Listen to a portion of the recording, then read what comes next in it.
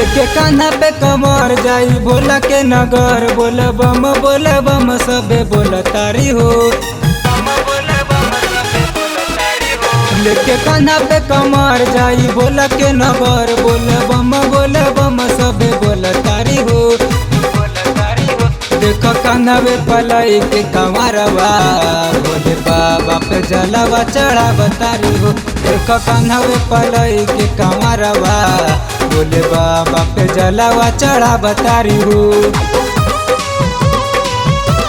बोला बोला समेश्वर नाथ की।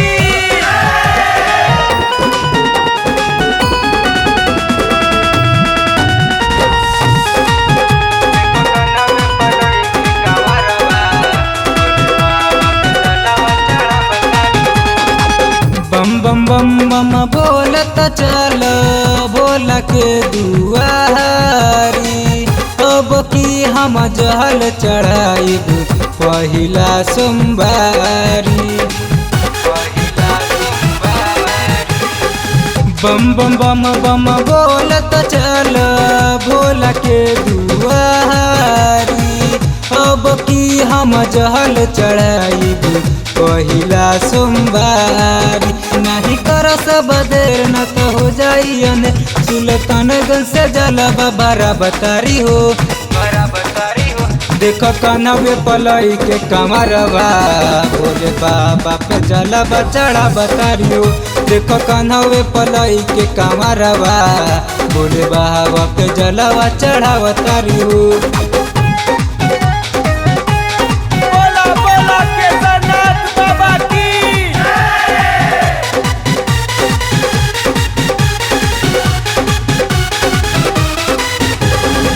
जात बारे भोला दुआरी, मुखिया के गाड़ी, जल्दी से तैयार हो जा भैया के साली।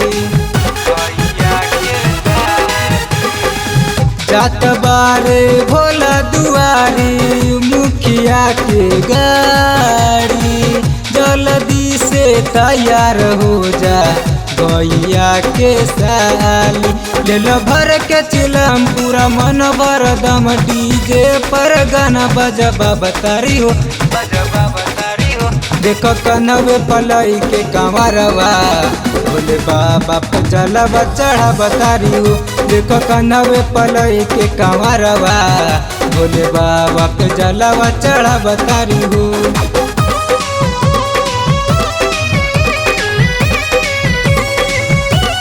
बोला बोला देवर बाबा की।